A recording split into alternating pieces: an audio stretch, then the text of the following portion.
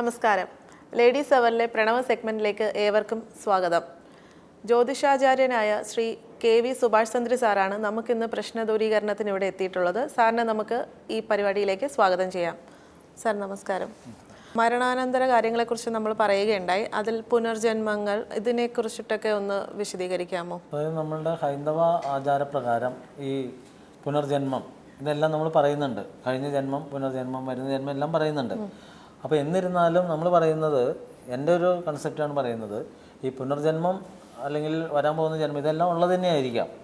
എന്നിരുന്നാലും നിലവിലുള്ള ജന്മത്തിനാണ് നമ്മൾ പ്രാധാന്യം കൊടുക്കുന്നത്. കാരണം ഇപ്പോൾ പല ഗ്രന്ഥങ്ങളിലായാലും പല മതങ്ങളിലായാലൊക്കെ പറയുന്നുണ്ട്, പല ദേശങ്ങളിലൊക്കെ കഴിഞ്ഞ ജന്മത്തിലെ കാര്യം പറഞ്ഞു എന്നൊക്കെ പറയുന്നുണ്ട് ചിലർ. അപൂർവം, അതായത് ഒരു 10 കോടിയിൽ ഒരാളൊക്കെ അങ്ങനെ പറഞ്ഞു എന്നൊക്കെ പറഞ്ഞു കേൾക്കുന്നുണ്ട്, നമുക്ക് ഉറപ്പൊന്നുമില്ല.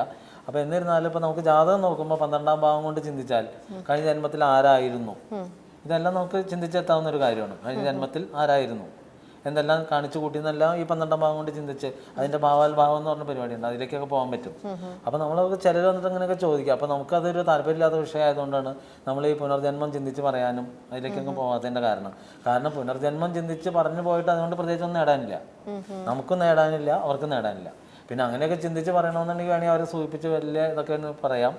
അപ്പോൾ അവരുടെ നല്ലൊരു എമൗണ്ട്, അതായത് ഒരു ദിവസം ഈ പുനർജന്മം എല്ലാം ചിന്തിക്കാൻ ഒരാൾക്ക് ഒരു ദിവസത്തേക്ക് കൺസൾട്ടേഷൻ കൊടുക്കാം, നല്ലൊരു ഫീസ് വാങ്ങിച്ചു വേണമെങ്കിൽ നമുക്കൊരു സുഖം അങ്ങനെ റിലാക്സിലിരിക്കുന്ന ഒരു ദിവസമൊക്കെ ആണെങ്കിൽ സാധാരണ സാധിക്കും. അപ്പോൾ ഈ 12ാം ഭാവം കൊണ്ട് തന്നെയാണ് പുനർജന്മം ചിന്തിക്കുന്നത്. ഇതിൽ തന്നെ ചില സന്യാസ ആശ്രമങ്ങളൊക്കെ 5000 വർഷത്തിന് ശേഷമാണ് ഒരു മനുഷ്യൻ വീണ്ടും ജനിച്ചു വരണം എന്നൊക്കെ പറഞ്ഞ് അതിന്റെ പിന്നാലെ നടക്കുന്നവർ അങ്ങനെ പറയുന്നത്. അതുകൊണ്ട് മരണകർമ്മത്തിനൊന്നും പ്രസക്തിയില്ല, ഇതിൻ്റെ ഒന്നും ആവശ്യമില്ല, ശിവനെ വിളിച്ചാൽ മതി, എല്ലാം ശിവൻ ശരിയാക്കി തരും എന്ന് പറയും. അപ്പോൾ അത് സംഭവിക്കുന്നതെന്ന് വെച്ചാൽ നമ്മളെപ്പോഴും പറയുന്നത് മരിച്ചു കഴിഞ്ഞാൽ നമ്മൾ മുമ്പ് പറഞ്ഞിട്ടുണ്ട്, നമ്മളുടെ ഈ രൂപം 3ആയിട്ട് മാറുകയാണ്. അതിലൊന്ന് സൂക്ഷ്മം, ഒന്ന് സ്ഥൂലം, ഒന്ന് കാരണം. ഈ 3ആയിട്ട് മാറുന്നതിൽ സൂക്ഷ്മം എന്ന് പറയുന്ന ഈ ശരീരമാണ് അടുത്ത ജന്മത്തിലേക്ക് പോകുന്നത്, അതാണ് ആത്മാവ്. അത് 16 രാത്രി മാത്രമേ ഭൂമിയിൽ ഉണ്ടാവുള്ളൂ.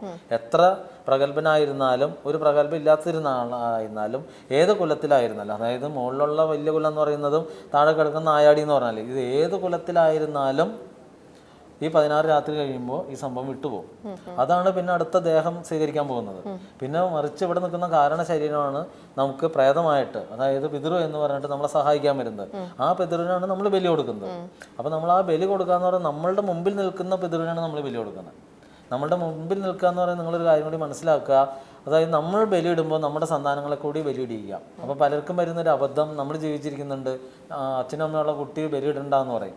ശരിക്ക് പുത്രൻ്റെ പുത്രനോ പുത്രിയോ ബലിയിടണം. അതായത് പവിത്രം പാപനാശനം എന്ന് പറയാം. പവിത്രം പാപനാശനം എന്ന് പറയുമ്പോൾ ഒരു ദർഭപ്പുല്ല് വളച്ച് കൈമേങ്ങ് ഇട്ട് കഴിഞ്ഞ് ഇത് പവിത്രമായി മാറാണ്. അപ്പോൾ അതെങ്ങനെ പവിത്രമാവും? അപ്പോൾ ആചാര്യൻ പറഞ്ഞിരിക്കുന്നത് പൗത്രനോട് ചെയ്യാനാണ്. പുത്രനെയാണ് പൗത്ര എന്ന് വിളിക്കുന്നത്. അപ്പോൾ അവിടെ, അതായത് ഇന്ന് വരുന്ന ആചാര്യന്മാർക്ക് പൗത്ര എന്ന് വിളിച്ചതിൻ്റെ അർത്ഥം പോലും അറിഞ്ഞൂടാ. അതുകൊണ്ടാണ് ദർഭപ്പുല്ല് കിട്ടിക്കഴിയുമ്പോൾ ഇത് തന്നെ നമുക്ക് ദർഭപ്പുല്ല് വേണമെന്നില്ല, ഒരു വാഴ എല്ലാം ചീന്തെടുത്തിട്ട് കയ്യിൽ ചുറ്റിയാലും പവിത്രമായി കഴിഞ്ഞു.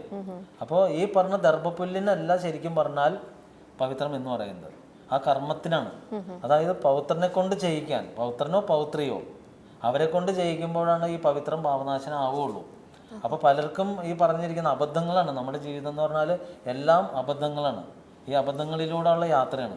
അപ്പോൾ ഈ വരണാചാര്യനോട് ഇതൊക്കെ ചോദിച്ചാൽ അങ്ങേര് പറയും ഞാൻ ആദ്യമായിട്ട് കേൾക്കാമെന്ന് പറയും. ഇതെല്ലാം ഞാൻ നിങ്ങളോട് വെറുതെ പറയുന്നില്ല, ഈ വരുന്നവരോടൊക്കെ നമ്മൾ ചോദിക്കാറുണ്ട്. ഇപ്പോൾ അതുകൊണ്ട് എന്താണെന്ന് വെച്ചാൽ പലരും നമ്മളുടെ അടുത്ത് വരുമ്പോൾ ഒന്നും മിണ്ടുന്നില്ല. കാരണം ഇതൊക്കെ ചോദിച്ചു കഴിഞ്ഞിട്ട് പറയുന്നൊരു ഭയം. പക്ഷെ അവരോട് നമ്മൾ പറയുന്നത് നിങ്ങളുടെ പേരെടുത്തൊന്നും പറയുന്നില്ല, നമ്മൾ പറയും, പക്ഷേ ആരാ എന്താണെന്നൊന്നും പറയില്ല. അപ്പോൾ ഇത് ഞാൻ അവരോട് പറയും ഇതെല്ലാം ജനങ്ങൾക്ക് കൊടുക്കാൻ വേണ്ടിയിട്ടാണ് ചോദിക്കുന്നത്, അല്ലാതെ വെറുതെ നമുക്ക് മനസ്സിലാക്കാൻ വേണ്ടി മാത്രമൊന്നുമല്ല. അപ്പോൾ നിങ്ങൾ ധരിച്ചിരിക്കുന്നത് എന്താണെന്ന് ചോദിക്കും. അപ്പോൾ അവർ പറയും ഞങ്ങൾക്ക് അറിഞ്ഞുകൂടാ, ഈ പവിത്രം എന്ന് ഉദ്ദേശിച്ചത് ഇതായിരുന്നു. അതായത് പൂർവിക ആചാര്യൻ, നമുക്ക് കാളഹസ്തി മഹർഷിയാണ് നമ്മുടെ മരണകർമ്മത്തിൻ്റെ പ്രാധാന്യം മനസ്സിലാക്കി നിന്നത്. അദ്ദേഹം ത്രേതായുഗത്തിന് ശ്രീരാമന് മുമ്പാണ് ജീവിച്ചിരുന്നത്. അപ്പോൾ ആ മഹർഷിയാണ് നമുക്ക് ഇതിൻ്റെ പ്രാധാന്യം നിന്നത്. അപ്പോൾ അദ്ദേഹമാണ് ഇതിനെക്കുറിച്ചെല്ലാം വിശദമാക്കുന്നത്. അപ്പോൾ അവിടെ പറയുന്നുണ്ട് പവിത്രം പാപനാശം എന്ന് പറഞ്ഞാൽ പുത്രനോട് ചെയ്യാനാണ് പറയുന്നത്. അപ്പോൾ അതേപോലെ തന്നെ ചിലർ പറയുന്ന സ്ത്രീകൾക്ക് നിഷിദ്ധം എന്ന് പറയും. ഇത് തന്നെ നമ്മൾ മുമ്പ് പറഞ്ഞിട്ടുണ്ട്, സ്ത്രീകൾക്ക് ഒന്നും നിഷിദ്ധമല്ല. അതായത് ആ സമയത്ത് അശുദ്ധിയുള്ള സ്ത്രീയോടാണ് ആചാര്യൻ മാറി നിൽക്കാൻ പറയുന്നത്. അപ്പോൾ ആചാര്യൻ മാറി നിൽക്കാൻ പറഞ്ഞപ്പോൾ പിന്നീട് വന്ന ആചാര്യൻ മൊത്തം സ്ത്രീയെ മാറ്റിക്കഴിഞ്ഞു.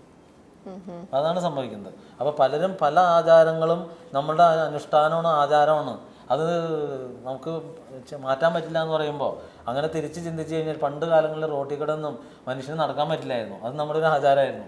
അത് മാറ്റാൻ പാടുണ്ടോ? ഇല്ല. അതേപോലെ സതി അനുഷ്ഠിച്ചിരുന്നു ഉത്തരേന്ത്യയിൽ. അപ്പോൾ അവിടെ ശരിക്കും ആ ആചാരം മാറ്റാൻ പാടുണ്ടോ? ഭർത്താവ് മരിച്ച ഉടനെ ഭാര്യ തീ ചാടിക്കൊള്ളണം. അവിടെ തീ ചാടല്ല ചെയ്യുന്ന, ഭാര്യയെ പിടിച്ചുകൊണ്ടുവന്ന് ചാടിക്കുകയാണ്. അപ്പോൾ അതെന്താ അതേപോലെ ഇവിടെ പണ്ട് ഉന്നത കുലങ്ങളിലുള്ള സ്ത്രീകൾക്ക് വിധവാ വിവാഹം നിഷിദ്ധമായിരുന്നു. അപ്പോൾ ഇതൊക്കെ ഒരു ആചാരമല്ലേ? അപ്പം ഇന്ന് ഈ ആചാരം ആരും കൊണ്ടുനടക്കുന്നുണ്ടോ? അപ്പം അത് മറ്റുള്ളവർക്ക് സൂഹിക്കാൻ വേണ്ടിയിട്ട് വന്നൊരു സമ്പ്രദായമാണ്, അല്ലാതെ ഇതും ആചാരമായിട്ട് ഒരു ബന്ധമില്ല. യഥാർത്ഥ ആചാരം ആരും പിന്തുടരുന്നില്ല. ഇപ്പം നമ്മളായാലും ഇത് കേട്ട് കഴിയുമ്പോൾ നമുക്ക് തോന്നും 16 രാത്രി മരിച്ച വീട്ടിൽ പെല വാലായ്മ അനുഷ്ഠിക്കണം. അപ്പോൾ വരണ ആചാര്യം പറയും 10ഉം 11 മതി, അതാണ് ശരിയെന്ന് പറയും. അപ്പം നമ്മളൊന്ന് ആലോചിക്കും, ഇനി 5 ദിവസം കൂടി വ്രതം പിടിച്ചൊക്കെ ഇരിക്കണോ? അതിലും ഭേദം ഇങ്ങേര് പറഞ്ഞങ്ങ് കേട്ടാൽ പോരെ, നമുക്ക് ആവശ്യം പോലെ ഭക്ഷണം കഴിച്ച് മതിച്ച് നടക്കാം. അപ്പോൾ അവിടെ തെറ്റുന്ന എന്താണ്? നമ്മുടെ ഈ 16 രാത്രി ആ പിതൃവിന് വേണ്ടി നമ്മൾ സേവ് ചെയ്യുമ്പോൾ പിതൃ നമുക്കൊരു അനുഗ്രഹം തരും. അതവിടെ നഷ്ടപ്പെടുക ചെയ്യുന്നത്. അപ്പം ബോധപൂർവ്വം നമ്മളെപ്പോഴും മനസ്സിലാക്കുക, നമ്മൾ എന്തൊരു കർമ്മം ചെയ്യുമ്പോഴും തീർച്ചയായിട്ടും അതിനൊരു പൂർണ്ണ ഫലമുണ്ട്. ഈ ഫലം കിട്ടണമെങ്കിൽ അത് അനുഷ്ഠിച്ചാൽ മാത്രമേ കിട്ടുള്ളൂ. അപ്പോൾ ഈ 16 രാത്രി അനുഷ്ഠിക്കുന്ന ഒരാൾക്ക് മാത്രമേ തീർച്ചയായിട്ടും പിതൃവിൻ്റെ അനുഗ്രഹം അവിടെ കിട്ടുള്ളൂ. നമ്മൾ 10നും 11നും ഇത് തീർത്ത് കളയുമ്പോൾ പിതൃ നമ്മളോട് കോപിക്കുക ചെയ്യുന്നത്. അപ്പോൾ ശരിക്കും ആചാരം നമ്മളെ തെറ്റിക്കുകയാണ്. അതായത് വരുന്ന ആചാരം എന്ന് പറഞ്ഞാൽ അവൻ അതേ പഠിച്ചിട്ടുള്ളൂ. അവർ പറയും 10ഉം 11 എവിടെ നിന്നാണ് കിട്ടിയതെന്ന് വെച്ചാൽ ബുക്കിൽ എഴുതിയാണ്ടെന്ന് പറയും. അതിൽ സംഭവിക്കുന്നത് ഈ വാമൊഴി കാലഘട്ടത്തിൽ നിന്ന് വരമൊഴി കാലത്തിലേക്ക്, അതായത് എഴുത്തിലേക്ക് വന്നൊരു കാലഘട്ടം. ഈ കാലഘട്ടം മുതലാണ് ഗ്രന്ഥങ്ങൾ വരുന്നത്. അപ്പോൾ ഈ ഗ്രന്ഥം വരുമ്പോൾ അന്ന് തുടങ്ങുന്ന ആചാരമാണ്. അപ്പം അന്ന് എന്ന് പറയുമ്പോൾ നവോത്ഥാന കാലഘട്ടം മുതലാണ് ബുക്കുകളെല്ലാം വന്നു തുടങ്ങി. അപ്പം നവോത്ഥാന കാലഘട്ടത്തിൽ സംഭവിച്ചത് എന്താണെന്ന് വെച്ചാൽ പൂർവികമായ പല ആചാരങ്ങളും ഈ അന്ധവിശ്വാസത്തിൻ്റെ പേരിൽ, അതായത് മനുഷ്യനായി കാണാതെ പോയൊരു കാലഘട്ടമാണ് നവോത്ഥാന കാലഘട്ടത്തിന് മുമ്പുള്ള കാലഘട്ടം. അപ്പോൾ ആ സമയത്ത് വന്ന ആചാര്യന്മാരെല്ലാവരും ഇതിൻ്റെ ശരിയും തെറ്റും അല്ല പൂർണ്ണമായിട്ട് നോക്കിയാൽ ഈ ദുരാചാരങ്ങൾ മാറ്റി കൊടുത്തിട്ട് കുറേ നല്ല ആചാരങ്ങൾ മാറിപ്പോയി. അപ്പോൾ അന്ന് വരമൊഴിയിലേക്ക് വന്നപ്പോൾ, വാമൊഴിയിൽ നിന്ന് വരമൊഴിയിലേക്ക് വന്നപ്പോൾ അവിടെ എഴുതിയതാണ്. അതാണ് നമ്മൾ മുമ്പ് ഒരു എപ്പിസോഡിൽ പറഞ്ഞു, 10ഉം 11നും തീർക്കാന്ന് പറഞ്ഞാൽ രാജാവിനാണ് തീർത്തിരുന്നത്. രാജാവിന് തീർത്തിരുന്നത് രാജാവ് മാത്രമാണ് തീർത്തിരുന്നത്. ഇത് മറ്റുള്ളവരിലേക്കും കൂടി കൊണ്ടുവന്നു. അതാണ് ശരിക്കും സംഭവിച്ചുകൊണ്ടിരിക്കുന്നത്. അപ്പോൾ ഇതിൽ തന്നെ വേറൊരു കാര്യമുള്ളത്, ചില കുലങ്ങളിൽ ഭാര്യയുടെ പിതാവോ മാതാവോ മരിച്ചാലും അവർക്ക് 3 ദിവസം പുലവാലായ്മ ഉള്ളൂ. അത് ഏറ്റവും ഉന്നത ശ്രേണിയിലുള്ള കുലത്തിലാണ്. 3 ദിവസം മാത്രമേ പുലവാലായ്മ ഉള്ളൂ. കാരണം സ്ത്രീയെ കെട്ടിച്ച് അടുത്ത വീട്ടിലേക്ക് കൊടുത്തു കഴിഞ്ഞാൽ ആ കുടുംബമായിട്ടുള്ള ബന്ധം വിച്ഛേദിച്ചു. അതുകൊണ്ട് ഈ കുട്ടിക്ക് പെലയൊന്നുമില്ല.